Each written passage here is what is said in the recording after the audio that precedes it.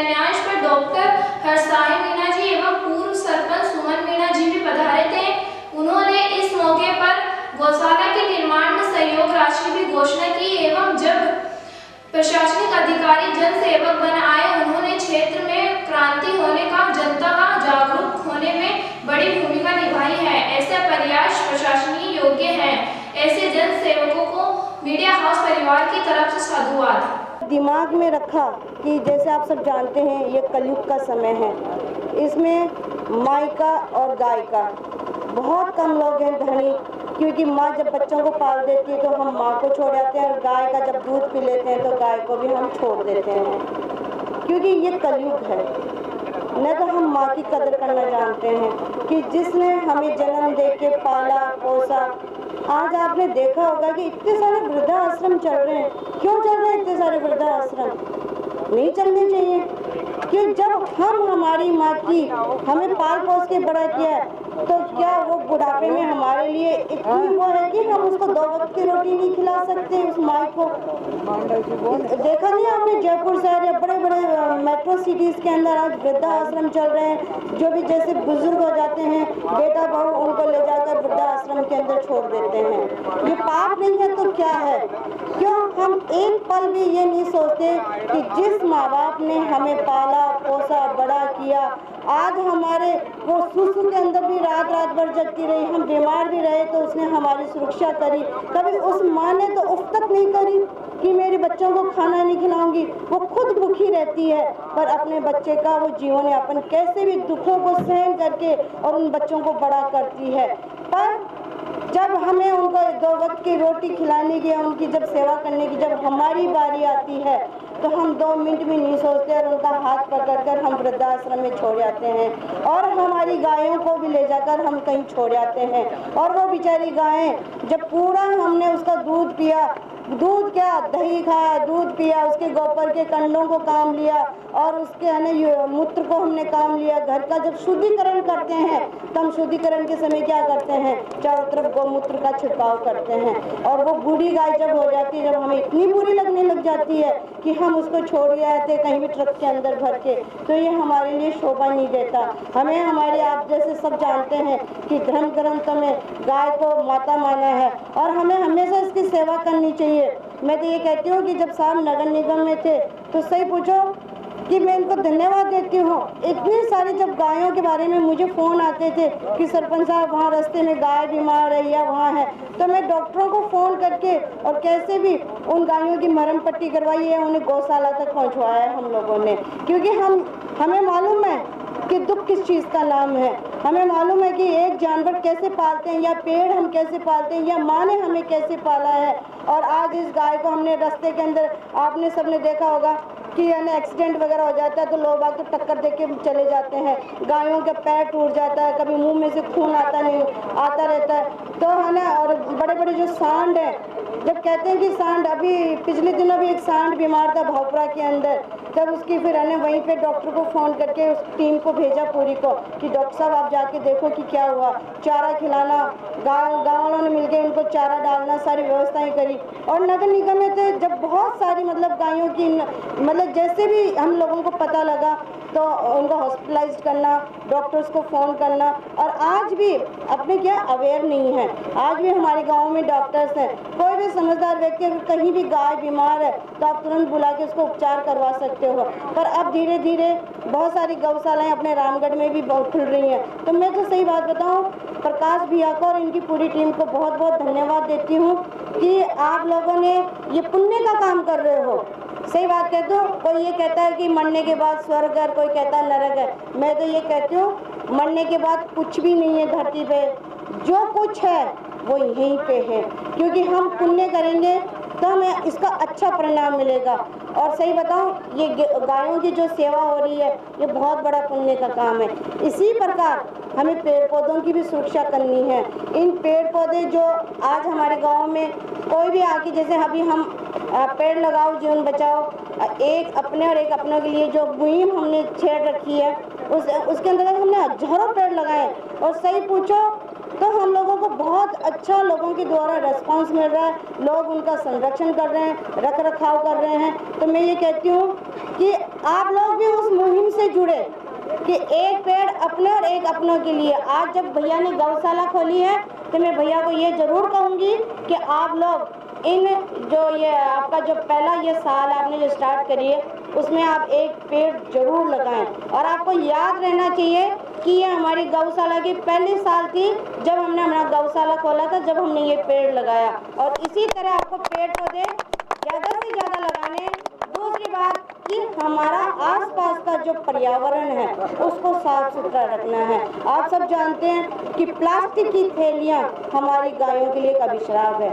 ये प्लास्टिक की थैलियाँ खा खा के, और सही बताओ, इनके पेट में इकट्ठी हो जाती है। मैंने गौशाला हिंगोनिया में इन गायों का ऑपरेशन होते देखा था खुद ने दूर से खड़े होके। और जब मैंने डॉक्टर से बात करी तो उन्होंने कहा कि देखो इतनी सारी थैलियाँ, लोहे के छल्ले और सिक्के, क्योंकि जैसे अपने पूजा पाठ करते हैं तो पूजा पाठ में जब वो दाल में या उसमें जो सिक्के डाल देते हैं ना, तो हमें वो सिक्का बाहर निकाल देना चाहिए। हम क्या करते हैं, गायों के आगे डाल देते हैं, और वो गायें क्या वो लोहे के सिक्के या वो खा लेती हैं। और प्लास्टिक की थैलियाँ हैं। एक तो जो युवा साथी मेरे यहाँ जो खड़े हैं, आप लोगों से हाथ जोड़ के यही है कि आप लोग कम से कम प्लास्टिक की थैलियों का उपयोग करें। गांव में पाबंदी लगा दें कि इन प्लास्टिक की थैलियों, या फिर उनका डिस्पोजल करें तो एक जगह करें। क्यों?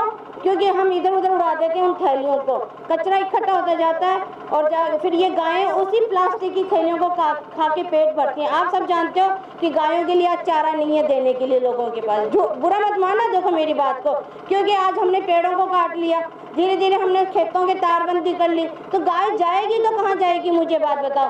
फिर वो भूखी तिसाई क्या करती हैं, इन थैलियों को खाती हैं, और इन थैलियों को खा खा के उनकी बीमारियां होती हैं। और आज के समय में सुबह हम गाय का दूध निकालते हैं, दोपहर में हम उस गाय को छोड़ देते हैं तो वो प्लास्टिक की थैलियाँ खाती है, और उस प्लास्टिक की थैलियों में से ऐसी जहरीली गैस निकलती है जो हमारे लिए भी खतरनाक है, हमारे शरीर के लिए। आपने देखा होगा, आज जम्मू और रामगढ़ की स्थिति की बात करूंगी, मैं पूरे भारत की बात नहीं करूंगी।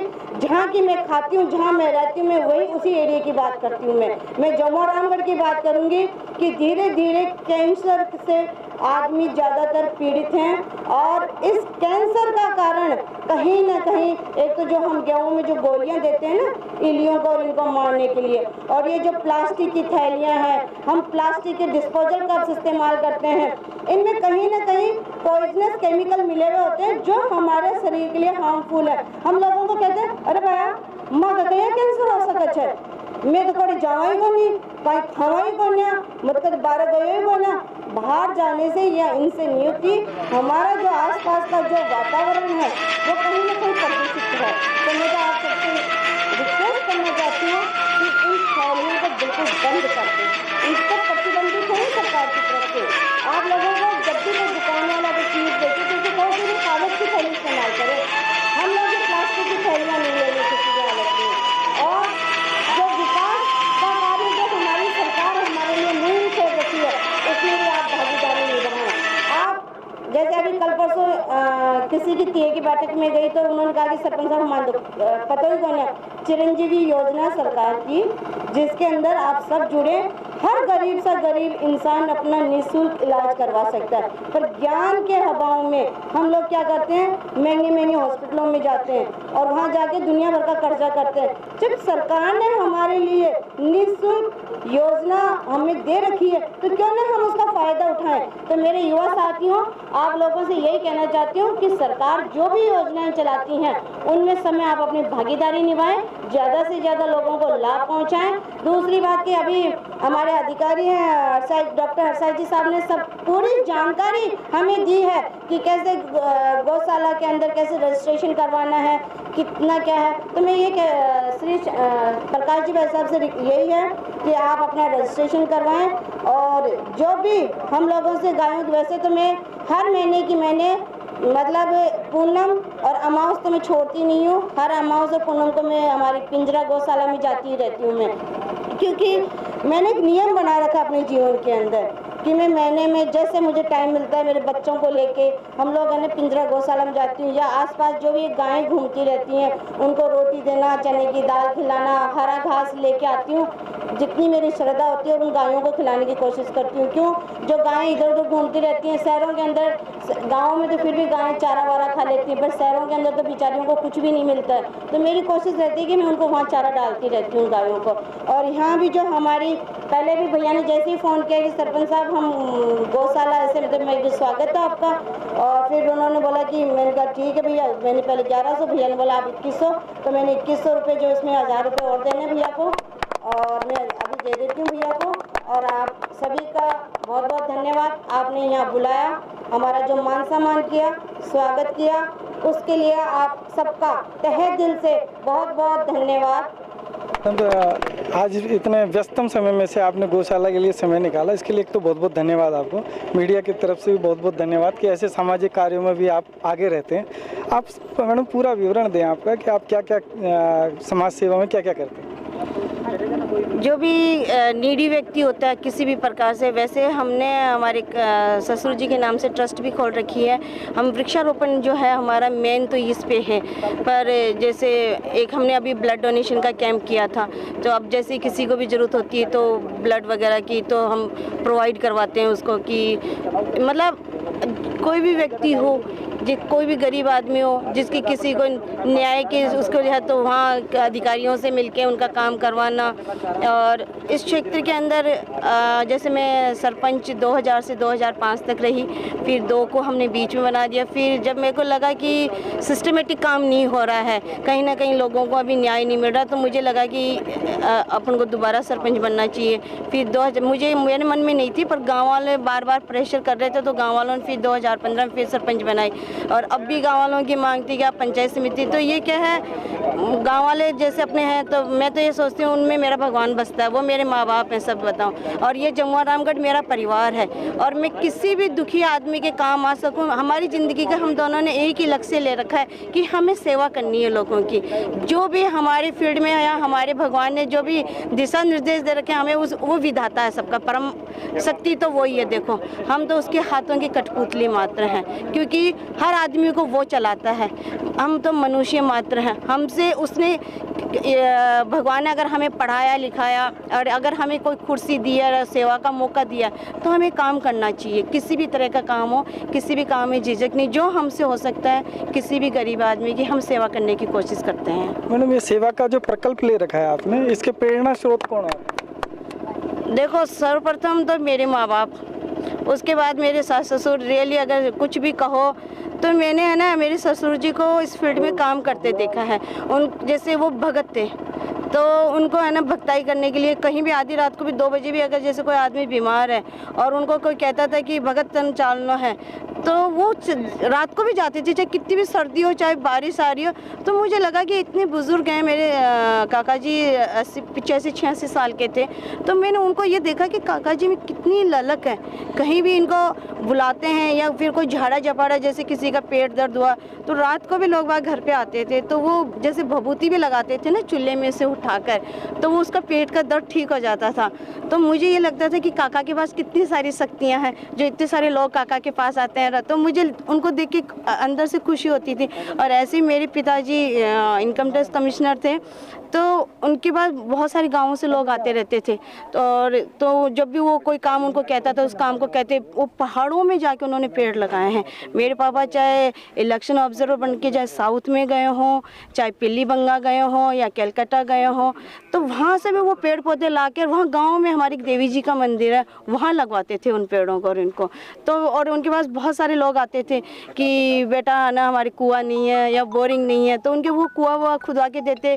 या कोई बहन बेटियों की शादियों में जैसे उनको नीड होती है, अब आप भी जानते हो कि अपने सब मानव है, तो कहीं ना ज़रूरत होती थी किसी गरीब की, तो वो हमेशा उनकी मदद करते थे। तो मैंने पिताजी को देखा, उसके बाद मैंने अपने काका जी को देखा। अब रही सही फिर सारी और चीज़ें हैं, वो मैंने अपने हस्बैंड और मेरे आसपास का जितना भी मेरे गांव के लोग, मेरे बहुत अच्छे लोग हैं। मतलब हमेशा एक दूसरे की सहायता करने के लिए मतलब तैयार रहते हैं, तत्पर रहते हैं। जब भी कोई ज़रूरत होती है ना कि काका और या फलाना चाचा या देख जो ये फलाना बीमार है आफान, तो वो सब तैयार रहते हैं। तो अभी जैसे अभी 4-5 साल पहले की बात थी, तो ये जैसे ब्लड डोनेशन का कैंप का भी मुझे वहीं से प्रेरणा मिली थी। तो कोई हॉस्पिटल में मुझे बुला के लेके गया था कि सरपंच साहब, जो उसको पीलिया हो रखा था, तो मैंने जाते उसको देखा कि बाबा कहाँ हो, कि सरपंच साहब मैं मरू लो, हमारी कहाँ जीवा की इच्छा को नहीं। तो मैं कि तेरे को मरने ही नहीं दूंगी, तो चिंता मत कर। तो मैं तेरे को क्या ज़रूरत है बता, बोले कि फिर बोलना बोला कि मना ना खून की ज़रूरत है।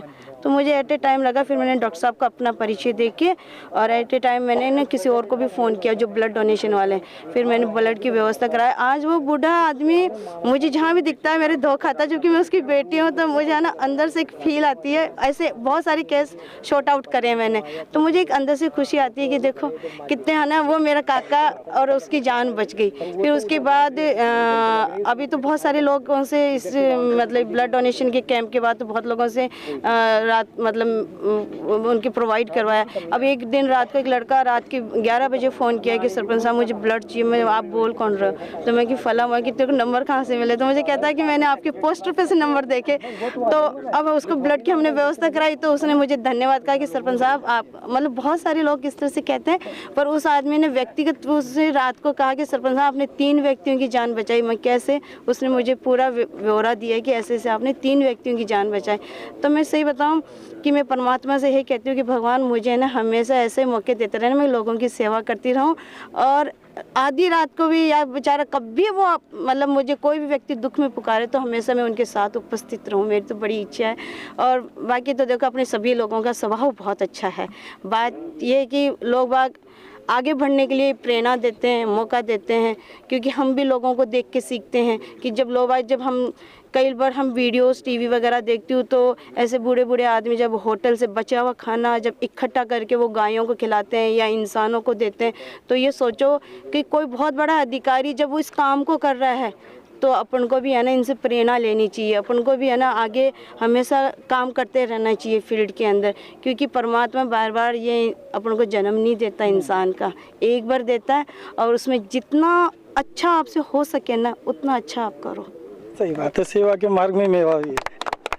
हाँ, सेवा के मार्ग में मेवा भी है, सही बात है। ये जनता का सहयोग मेवा ही है आपके लिए तो। हाँ, ये मेवा ही है और इनका सहयोग से ही काम होते हैं। देखो अब जैसे किसी ने फ़ोन किया कि सरपंच साहब हमारी गाय बीमार है, रास्ते के अंदर गाय, कई लोग फ़ोन करते थे, तो वो नगर निगम के अंदर जब सर की पोस्टिंग थी तो वो डॉक्टर्स वगैरह से, तो मैं कि डॉक्टर साहब ऐसे ऐसे बीमार है, तो वो तुरंत गाड़ी वगैरह भेज देते थे, तो गाय को वहाँ से उठा कर उसका उपचार करवाना।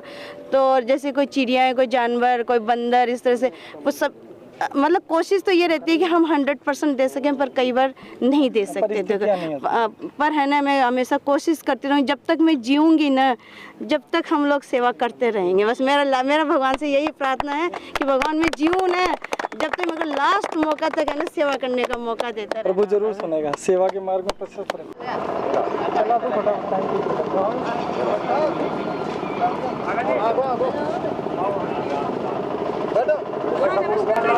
कर सकते हो, मैं किसी को नहीं बोलूँगा, ना मेरे को पैसा चाहिए, जो भी करो आप श्री श्याम गौशाला में करो, मुझे कुछ नहीं चाहिए, नहीं भी करेंगे तो भी हम आपके साथ हैं, करेंगे तो भी हम आपके साथ हैं। ये सवाल है गौ माता का। अब मैं माफी चाहूँगा, गाड़ी गई हुई है, 2 मिनट वापिस आ रही है। मैं आपसे आग्रह करता हूँ कि 2 शब्द कहे गौ माता के लिए, अगर कुछ करना चाहे तो आप कर सकते हैं। आसाई जी, भाई साहब। सम्मानित मंच, सामने विराजमान साथियों, जैसा कि प्रकाश जी ने आपको बताया, श्री श्याम गौशाला का यहाँ पर शुभारंभ हुए कई दिन हो गए और श्याम गौशाला में गायों की रक्षा और सुरक्षा और संरक्षण के लिए ये गौशाला प्रकाश जी के सचिव में संयोजन में कई सारे लोग चलाएंगे। निश्चित रूप से जानते कि गौ माता हमारी माता है, हमारा सबसे माता से भी ज़्यादा बड़ा दर्जा है गौ का। गौ संरक्षण के लिए बहुत सारी संस्थाएं आती है और हमारे क्षेत्र में अभी भी गौशाला की कमियां है, कई जगह चल रही छोटी छोटी। आप गाय का चित्र देखते हैं, गाय के पैर से लेकर पूरे शरीर में सारे देवताओं का निवास बताया गया है। और ऐसा एकमात्र पशु है, जानवर है, जिसकी हर चीज़ काम आती है, चाहे मूत्र हो, चाहे गोबर हो, चाहे कोई ऐसी चीज़ नहीं है जो जिसकी काम नहीं आती है। तो गौ माता सबसे बड़ी हमारी माता है। परंतु वर्तमान परिदृश्य में देखा जाए तो गायों की स्थिति उतनी अच्छी नहीं है, क्योंकि गाय जब दूध देती है तब तक लोग अपने पास रखते हैं, उसके बाद में छोड़ देते हैं। तो वर्तमान परिप्रेक्ष्य में या समकालीन स्थितियों को देखा जाए तो गाय और माता दोनों की स्थितियाँ उतनी अच्छी नहीं है। गाय को भी लोग दूध पीने के बाद छोड़ देते हैं और माता को भी छोड़ देते हैं। माता की भी स्थिति बहुत अच्छी नहीं है। हम माँ किस तरह से अपने बच्चों को बड़ा करती है, सार संभाल करती है, योग्य बनाती है, और जब माता को अपने बच्चे की जरूरत पड़ती है तब बच्चे माता को छोड़ देते हैं वास्तव में। तो हम सब लोगों को गाय और माता दोनों की सार संभाल करनी है, सेवा करनी है। मैं प्रकाश जी से कहूँगा कि आप इसका रजिस्ट्रेशन कराएं गौशाला का।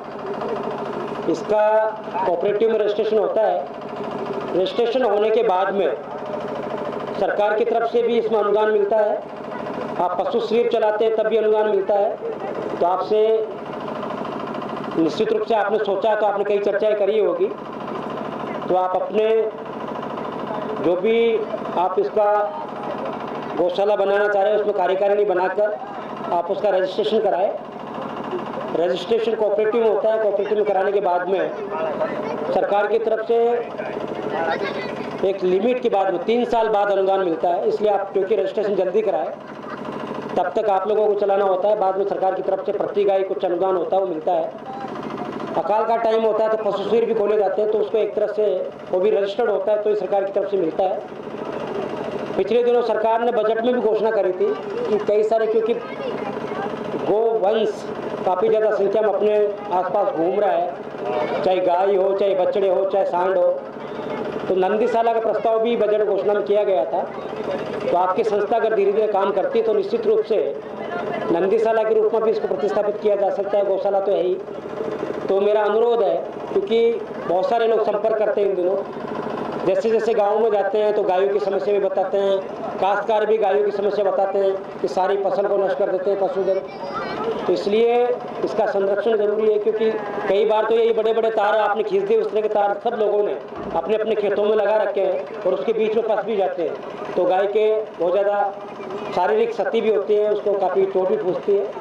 तो हम लोगों को जो अपने आसपास में वैसे कितना सारा पैसा हम खर्च करते हैं तारबंदी में, तो जो भी काश्तकार अपनी खेती कर रहे हैं तो वो भी धीरे धीरे करके, क्योंकि उनको भी चाहिए कि वो पशुओं को आपके यहाँ भेजेंगे तो वो चारा भी देंगे और व्यवस्था भी करेंगे। तो सब लोग मिलकर, हम सारे के सारे लोग मिलकर गौशाला में पूरा, जैसा भी प्रकाश जी ने कहा है, 3 सेट की बात करी, धीरे धीरे होती है सब चीज़ें।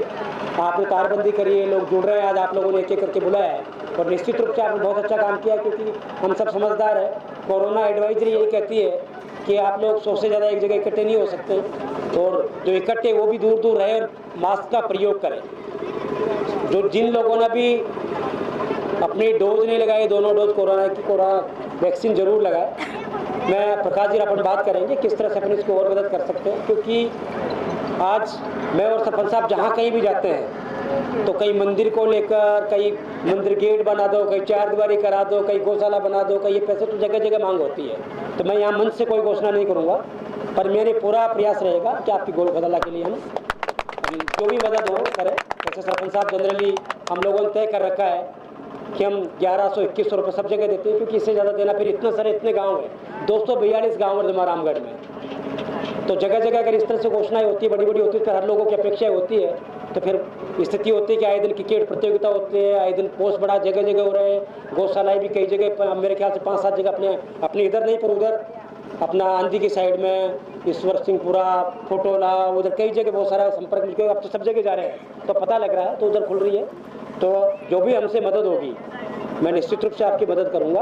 और रजिस्ट्रेशन के लिए मैं फिर कहूँगा प्रकाश जी कि आप तुरंत इसका रजिस्ट्रेशन कराएं, ताकि अपन लोग कानूनी रूप से, गौशाला का रजिस्ट्रेशन होगा तो कई लोग दूसरे मदद करने वाले भी आते हैं। तो आप सब लोगों को, प्रकाश जी और उनकी पूरी टीम को बहुत बहुत शुभकामनाएं कि जिसकी कोई सुरक्षा नहीं कर रहा, जिसको सब छोड़ देते हैं, उसकी सुरक्षा के लिए, उसकी रक्षा के लिए, उसके संरक्षण के लिए आप आगे आए तो आपको गौ माता का आशीर्वाद आप सब लोगों को मिलेगा और पुण्य भी मिलेगा। सरपंच साहब से मैं अनुरोध करूंगा कि वो 2 शब्द बोले और उनका जो घोषणा जनरली करती रहती है, जो पैसे देती रहती है, वो भी आप अपने हिसाब से दें। मैं आप आए पधारे, मैं भी पत्रकार हूँ, जयपुर जिला सदस्य हूँ पत्रकार एकता मंच का। तो आपको कैसा लग रहा है, आगे बढ़ेगी नहीं बढ़ेगी, सही है गलत है? श्री श्याम गौशाला गाय के प्रति आप 2 शब्द कहे। आपने मेरे को सुबह सुबह आते हुए इसकी सूचना दी, निमंत्रण दिया कि आपको भाई गौशाला का प्रोग्राम है और आपको वहाँ पधारना है, तो मुझे बहुत बेहद खुशी हुई। और राउरी ग्राम पंचायत में इस गौशाला के लिए जो बीड़ा उठाया गया है बहुत अच्छी बात है, बहुत बढ़िया कदम है। मैं इसकी तहे दिल से स्वागत करता हूँ और हमारे जितने मिलने वाले हैं जिनसे जो सहयोग हो सकेगा हम सहयोग करवाएंगे। धन्यवाद।